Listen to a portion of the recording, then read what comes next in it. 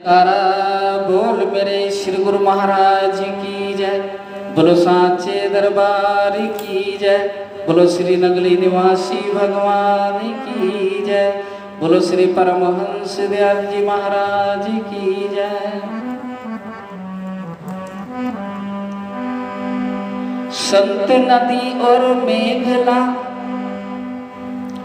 संत नदी और मेघला चले विहंगम चाल। जहाँ जहाँ पग धरे तहाँ तहाँ करे निहाल। खोद खाद धरती सहे काट कोट बनिराय। और कुटिल वचन साधु कहे और ये सहा न जाए। तो बोलिए साचे दरबार की जय। बोलो श्री नगली निवासी भगवान की जय। कहा है संत नदी और मेघला चले विहंगम चाल।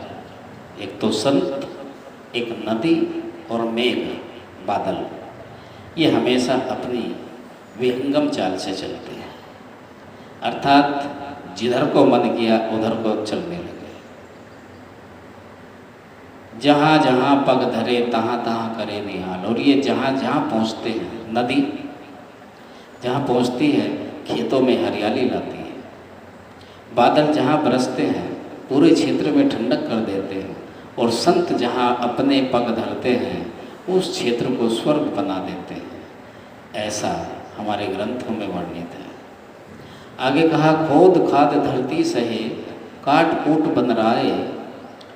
खोद खाद धरती सहे, धरती में हम रोज कितनी खुदाई करते हैं, फावड़ों से क्या, ट्रैक्टर ट्रॉलियों से क्या, न जाने कितने रुपयों से। एक समरसेबिल कराना हो तो कितने कई सौ फुट गहराई तक धरती को खोद देते हैं। फिर भी वो बदले में हमें क्या देती है? खेती में फसल, खाने को पेट भरने को अनाज, सुंदर सुंदर सब्जियां, व्यंजन। समरसेबिल नल लगा रहे हैं तो मीठा पानी। और आगे कहा है काट कूट बन रहा है।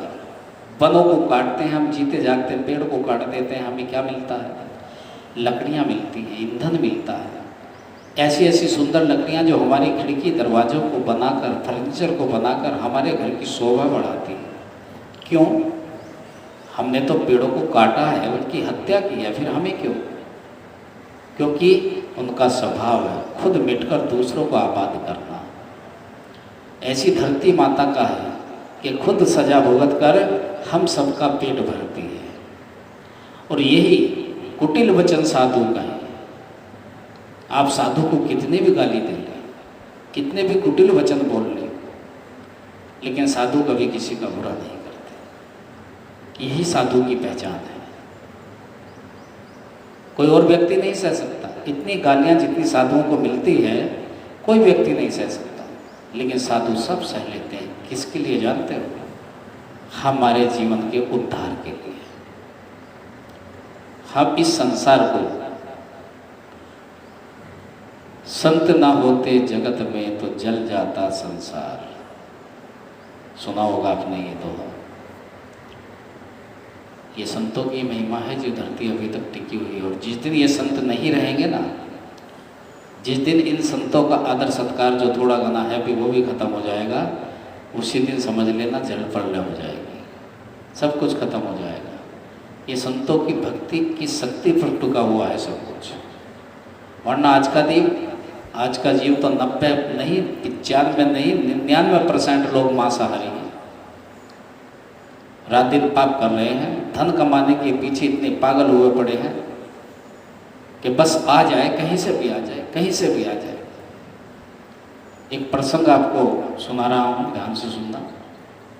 एक सेठ थे किसी नगर में।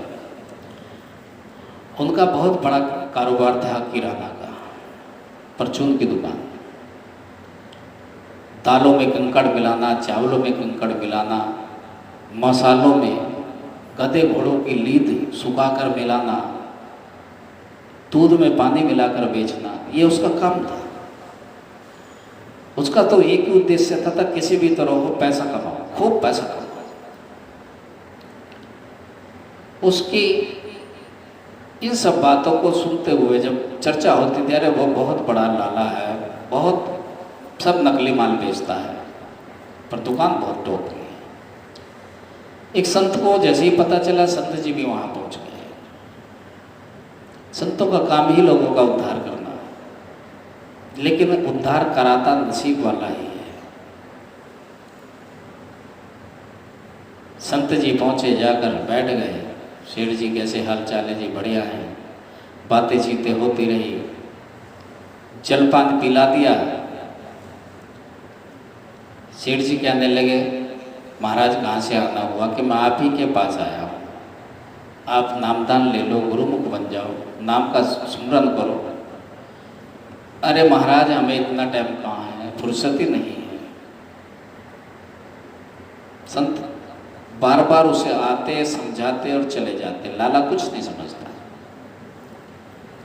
कई दफ़ा ऐसा हुआ तो एक दिन इत्तेफाक की बात है कि लाला जी खाना खाने बैठे ही थे, संत जी भी पहुंच गए। और जब संत जी पहुंचे तो लाला जी के दिमाग में आया कि क्यों ना आज मैं संत जी को भोजन करा दूं। भोजन कराने लगे। संत जी ने मना भी किया, लेकिन वो नहीं माने कि कोई बात नहीं, थोड़ा थोड़ा सब दोनों कर लेंगे। संत जी ने भोजन ग्रहण कर लिया। और भोजन ग्रहण करने के बाद सोचने लगे, अब मैंने इसका अन्न खा लिया है, अब मुझे इस पे कुछ तो परोपकार करना ही पड़ेगा, कुछ तो इसे आशीर्वाद देना ही पड़ेगा। सोच समझकर संत जी जब चलने लगे तो संत जी ने कहा कि सेठ जी, मैं आपके कर्मों का लिखा तो नहीं मिट सकता। जो आप कर्म कर रहे हैं, दाल में मिट्टी मिला रहे हैं, कंकड़ मिला रहे हैं, दूध में पानी मिला रहे हैं, मसालों में लीद मिला रहे हैं, इसे तो मैं नहीं बदल सकता। इसका भोग तो तुम्हें भोगना पड़ेगा। लेकिन हाँ, तुमने जो मुझे आज भोजन करवाया है, इसके बदले में तुम्हें कुछ टाइम का स्वर्ग का आनंद जरूर मिल सकता है। बोलो क्या चाहते हो, आनंद मिले? सेठ जी कहने लगे, देखो जी, तो पहले संत जी ने कहा कि नरक में जाना चाहोगे या स्वर्ग में? तो सेठ जी ने पता है क्या कहा कि महाराज जी, ना तो मुझे नरक में जाना और ना मुझे स्वर्ग में जाना। एक तरफ नरक, एक तरफ स्वर्ग। आप एक समाधान कीजिए ना। महाराज जी बोले, बोलो। कि इधर नरक है और इधर स्वर्ग है, और जो दोनों के बीच का स्थान है, मुझे ऐसी जगह भेज दीजिए जो बीच का स्थान हो। संत जी कहने लगे, ऐसा क्यों? कि मैं वहाँ बहुत बड़ी परचून की दुकान करूँगा और मेरी दुकान पर नरक में रहने वाले भी आएंगे और स्वर्ग में रहने वाले भी आएंगे, और मेरी दुकानदारी बहुत अच्छी चलेगी। संत जी ने माथे पे हाथ मारा, वाह भाई वाह। साईं सब संसार में मतलब का व्यवहार। ये तो मरने के बाद भी मतलब की बात कर रहा है कि मैं कमाऊं। स्वर्ग और नरक के बीच में भी रहने की इच्छा है कि वहां जाके दुकानदारी करो, यहाँ मिलावट करते करते नहीं थका आती। तो कहा है, साईं सब संसार में मतलब का व्यवहार, और जब लागी पैसा गांठ में तब लागी ताको यार। अर्थात जब तक आपकी गांठ में पैसा है तब तक ही आपके यार दोस्त हैं। तब लागी ताको यार, यार संग ही संग डोले। जब तक पैसा आपकी जेब में है तो यार संग ही संग डोले, और पैसा रहा ना पास, यार मुख से ना बोले। जिस दिन ये पैसा खत्म हो जाएगा, कोई यार नहीं, कोई बादशाह नहीं, कोई रिश्ता नहीं, कोई नाता नहीं। ये सब मतलब का संसार है, और इस मतलब के संसार में सिर्फ एक ही है, और वो एक कौन है जानते हैं? वो परम पिता परमेश्वर, जो हमसे बिना मतलब बात रखता है। बिना मतलब हमारा फ़ायदा सोचता है, हमेशा हम पे दया करता है, इसलिए उसकी भक्ति कीजिए, आपके जीवन में आनंद ही आनंद आएगा।